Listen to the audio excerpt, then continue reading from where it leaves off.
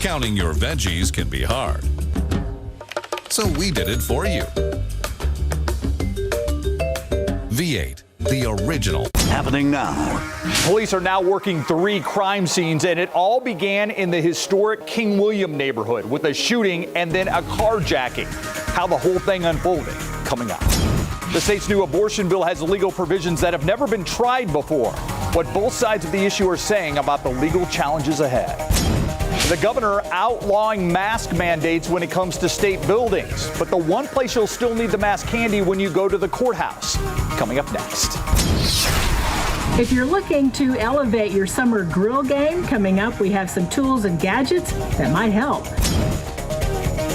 And we're closely watching this swirl in the Gulf of Mexico. It's going to move into Texas tonight and affect our weekend. We're going to talk more about rain chances in just a few minutes. The News at 5 starts right now.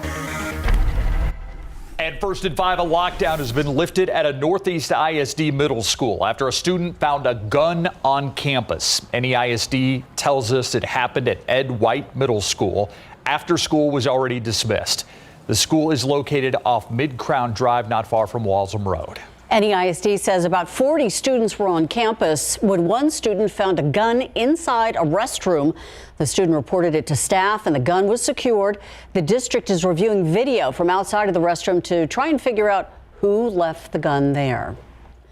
Now to an update on a story we're brought to you on the News at Noon. The search for a shooting suspect has now come to an end. San Antonio police arresting a man accused of shooting a contractor earlier today. It happened in the 300 block of King William. Police say that the shooter then carjacked a couple, then crashed in the 1600 block of Recio Street. And that's where Tiffany Huertas is standing by with new information. What do we know about this victim, Tiffany? Steve, Ursula, the victim, a man in his 50s, is in critical but stable condition. The alleged shooter was arrested without incident. But take a look at this video from earlier today. Chief McManus says police received a call for the shooting around 11 a.m. in the 300 block of King William Street. Police say 2 men were doing foundation work at a home and for some unknown reason began to argue. Things quickly escalated.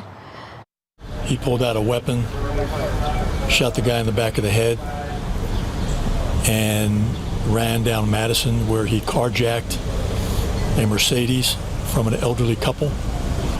That car just wrecked out down on South Patrol.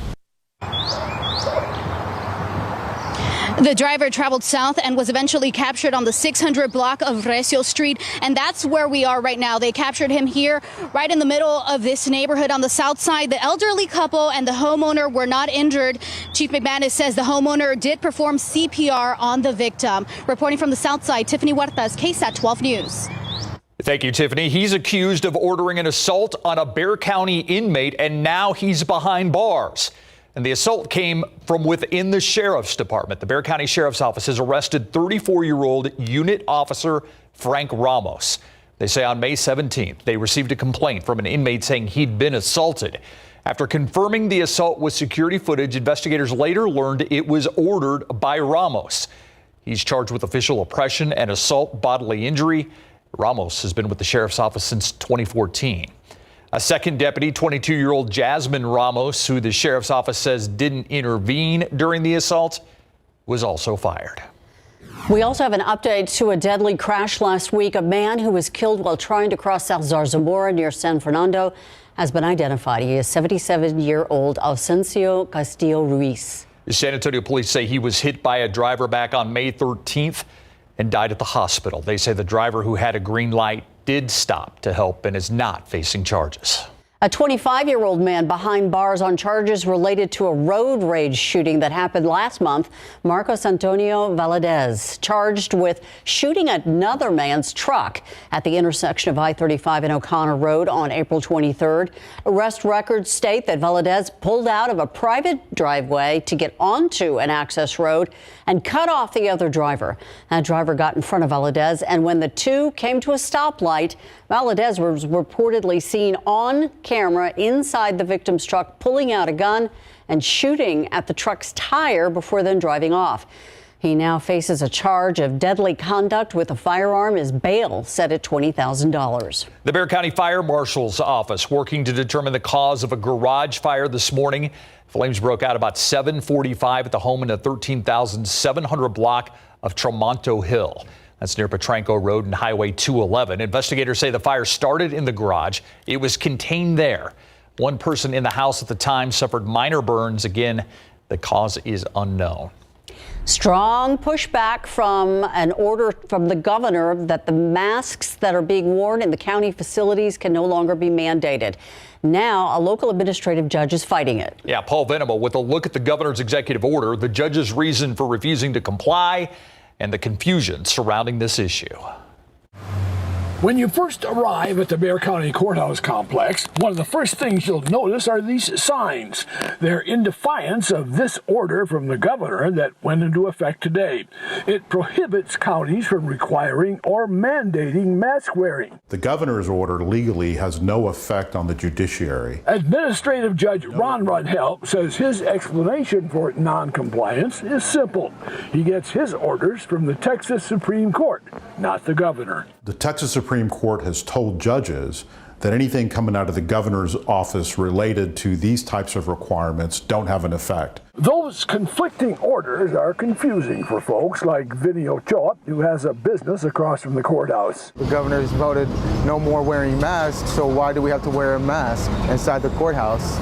You know, so I think it's like a really big confusion. For others, wearing masks is a no-brainer. If people are out here losing loved ones and family members and stuff because of COVID, and all I have to do is wear a bandana around my neck, then that's fine. Which, for now, is the courthouse protocol. If the Texas Supreme Court tells us within the next few days that we no longer have to follow those, then I'll update the protocol. Paul Venema, KSAT 12 News.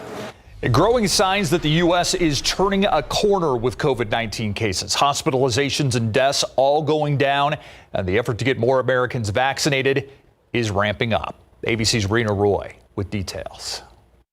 The U.S. heading into summer 2021 with some good news. The CDC reporting the 7-day average of COVID cases at the lowest level in nearly a year, just below 30,000, an 18% drop from last week, with more than 126 million Americans now fully vaccinated. As more and more people roll up their sleeves and get vaccinated, the number of cases and the level of community risk is decreasing. And now a major effort to keep that going. Get your shot for a shot to win. Maryland giving away $40,000 each day for 40 days with a grand prize of $400,000 for those who get their shots. After states like Ohio got a 28% boost in vaccinations after its Vax-A-Million lottery. Dating apps like Tinder and Hinge even implementing features to encourage vaccinations and help people meet others who have gotten their shots. Still, questions about how long protection will last. Moderna suggesting booster shots may be necessary as early as September for the first groups of people vaccinated. But some experts say it's probably too soon. At some point next year, many people will need a booster shot. I think it's very, very unlikely we're going to need it this year. The CDC says those who are fully vaccinated can ditch face coverings in most cases. That new guidance causing tension. In Georgia, parents clashing over new mask guidelines at schools. We should have the choice to unmask our children. What I'm really looking at is how are they going to protect my 8-year-old who's not vaccinated? The president of the United Federation of Teachers, who's hoping to have kids back to in-person learning come fall, tells ABC News teachers just want one set of very clear recommendations. Rena Roy, ABC News, New York. Courtrooms in Texas could soon see fetal heartbeat lawsuits being brought to trial. It's part of the new abortion law that Governor Greg Abbott signed into law this week. Within the law is a provision that allows anyone to sue on the grounds that they knew an abortion was performed after a fetal heartbeat was detected. The lawsuits put abortion law compliance in the hands of private citizens and leave those in the know, including even family members, open to being sued for damages of at least $10,000. I think that piece of the law, opens up clinics, nurses, doctors, friends and family of people who may have sought an abortion. It opens them up to frivolous, harassing lawsuits and is an attempt to financially ruin them. You know, if someone thinks a violation occurred and they bring a lawsuit, still going to have to go through all of the evidentiary standards and normal proceedings with a judge, everything like that we already have in place. Currently, abortion is legal in Texas up to the 20th week of pregnancy. The new law goes into effect on September 1st. While the rockets and airstrikes have stopped over Israel and Gaza, the United States seeing ripple effects. The Jewish community is on edge after a series of attacks are caught on camera. As Isabel Rosales reports, religious groups are warning of a dramatic increase in violence against Jews. A warning, some of the images in this story may be difficult to watch. A ceasefire brings calm to the Middle East after more than 11 days of Israeli airstrikes on Gaza and rocket fire from Hamas. But in the United States, attacks on Jews are raising alarm bells from coast to coast. People are very uncomfortable. We haven't seen this so far in the United States. In Beverly Grove, California, a violent attack on a group of Jewish diners on Tuesday night. One diner says that a group of pro-Palestinian men got out of their car and started attacking them. The suspects allegedly asking them who was Jewish. Los Angeles police is investigating. There was a hate crime. They was prepared. They came to fight with Jewish people. And in Times Square, police say a group beat a Jewish man. The violent attack also caught on camera. We have seen a dangerous and drastic spike in anti-Semitism here at home in just the past week to 10 days. Amid the ceasefire between Israel and Gaza, the Anti-Defamation League warns there's a serious problem closer to home. The agency tracking a more than 50% boost in anti-Semitic acts in the U.S. in the last week. Hate against any group, Asians, Jews, Palestinians, is wrong. In Washington, Isabel Rosales. Today, the clouds have started to fill in a little bit. Still beautiful out there. 66 this morning. We topped out at 84 degrees. Del Rio's at 88. Eagle Pass 87.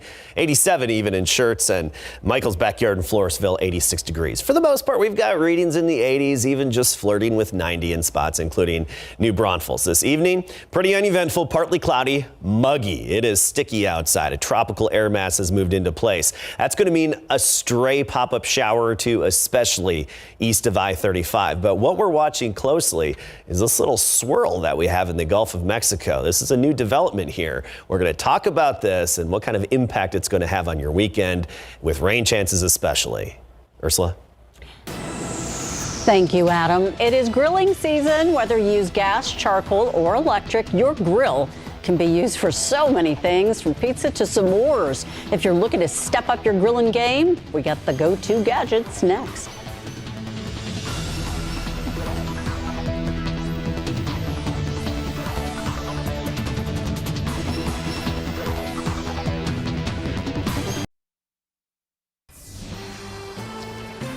New at 5, upping your grill game. Whether gas or charcoal or electric, if you're looking to take any grill to the next level, some new tools could help. 12 on your side's Marilyn Moritz has a few sizzling ideas. From sweet s'mores to smoky ribs, some new grill gear can elevate your game. First up, pizza. One thing that trips people up when they're making pizza on the grill is that the bottom crust can burn before the cheese or the toppings have set. The kettle pizza oven has a big, thick piece of steel that radiates heat downward and helps melt the cheese and set the toppings before the bottom crust can burn. It's $225 on Amazon. The kettle pizza oven has a built-in thermometer so you know when it's hot enough to make the pizza. If ribs are your thing, the Traeger rib rack fits 8 racks on edge, where normally you'd fit 3. So more ribs for you. It's $24. To help you remove those ribs, check out these $29 heat-resistant Jolly Green barbecue silicone gloves. They provide excellent grip, but also protect your hands from the heat. These color-coded s'mores sticks can be used around a campfire or on your grill. They extend to keep the kiddos from getting too close to the flames. $18 on Amazon. If you want just the basics, Consumer Reports suggests this handy toolkit from Cuisinart. It includes a spatula, meat fork, kebab, and corn holders in an organized case. $30. And if you're ready for a new grill, Consumer Reports testers say this is one of the best for your buck. The mid-sized Even Embers gas grill for $395. If you prefer charcoal, this 22-inch Weber continues to top Consumer Reports ratings. It's $165. Marilyn Moritz, KSAT 12 News. Father's Day. We were just talking about the old Weber grills, the tried and true, kettle. Yeah, you can't beat them. Yeah. Big old oil drum. That's what we used in Louisiana. Yeah, go way back. Yeah. Remember this, the sun? Right. We've got some sunshine out there right now, and I want to go over our weather headlines, especially for the weekend. We've got this swirl in the Gulf of Mexico. It looks and it feels tropical outside, especially as we get into the weekend. Think of yourself in Florida in the summertime. You got some sunshine, then by the afternoon, some downpours pop up here and there. That's what we're going to experience this weekend. So a little bit of rain mixed in with some sunshine through the weekend. Let's get right to it, taking a look at our satellite. And what we have right now is some of the moisture is coming in from the Gulf of Mexico. There's this swirl currently in the Gulf of Mexico. It's not a storm. It's not a big disturbance, but the Hurricane Center is watching it, and they've got it at a 60% chance of development. That's basically between now and about 4 a.m. tomorrow morning. So it could develop into a tropical depression, maybe even a low-end tropical storm.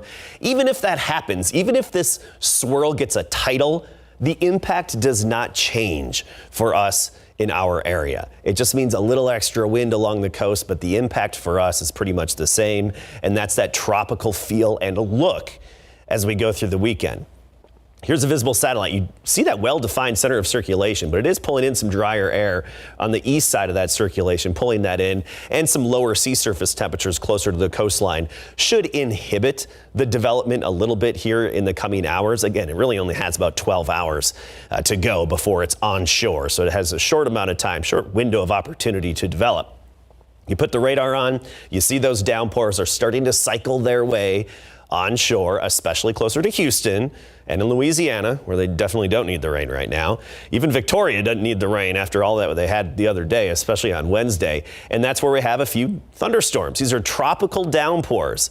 We've got sunshine with those patchy clouds. Victoria's got tropical downpours. These are going to try to make their way westward. I'd be surprised if they stay intact as we get into the evening and we lose our daytime heating. A lot of this is diurnally driven, so the heat of the sun helps warm us up and get some of those showers going. Here's our future cast. This model in particular I like the most, so that's why I'm going to show you this one. Tonight, an off chance of a stray shower. Tomorrow morning at sunrise, that circulation should come on shore, that swirl should come on shore somewhere near Corpus Christi.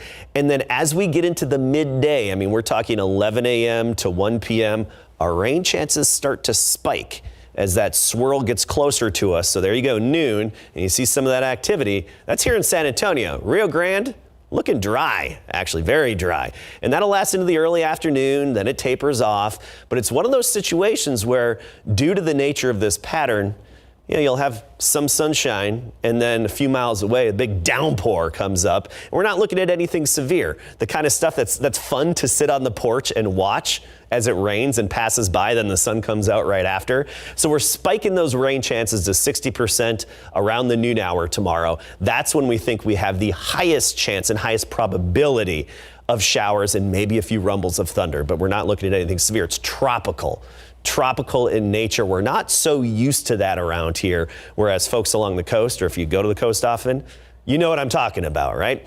85 degrees now, dew point is 67. It's getting muggy. Temperatures mostly in the 80s. We've got some 90s along the border. We'll be near 80 degrees for high temperatures this weekend. And again, the best way to put it is some sunshine mixed in with those sporadic showers and downpours that will come and go, especially in the afternoon and evening hours. And next week, we've got more chances of rain. All right, Adam, thank you so much. All right, the Spurs have some decisions to make. Yeah, they do. But one decision they don't have to make is about the young guns. Who's coming back there? They already are set. So that is the Spurs' future we'll investigate when we come back. And Ezekiel Elliott's dog, an update on after it bit 2 people coming up.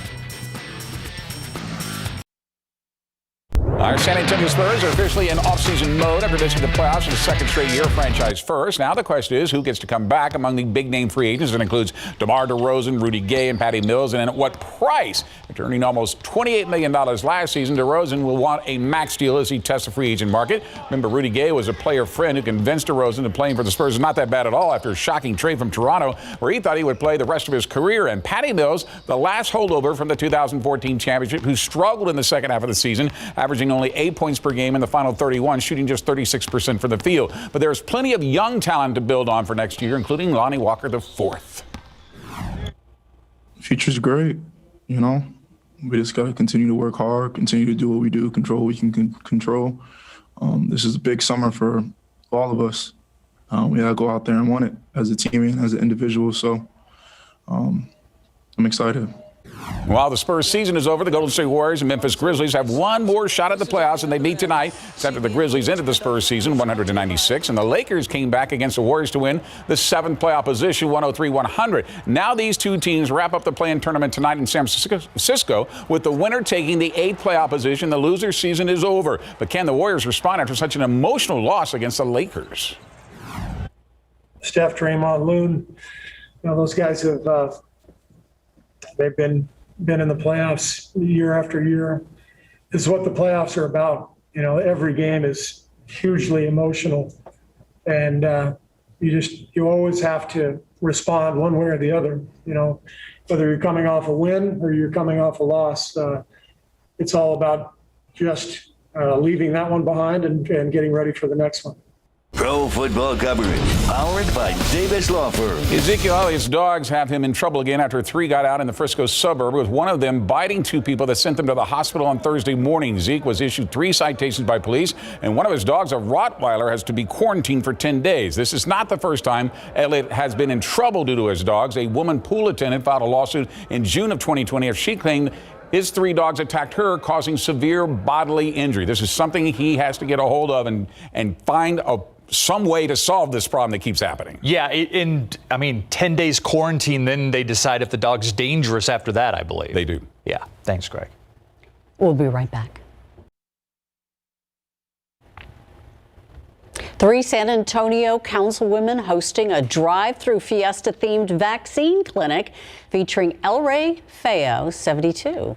Residents 18 and older will be able to come and get the Johnson & Johnson 1-dose vaccine. They're going to have 900 doses available. The event's happening tomorrow starting at 9 a.m., ending at noon. It'll be held at the parking lot of the 2600 Plaza Banquet Hall. That's in the 2600 block of Southwest Military Drive.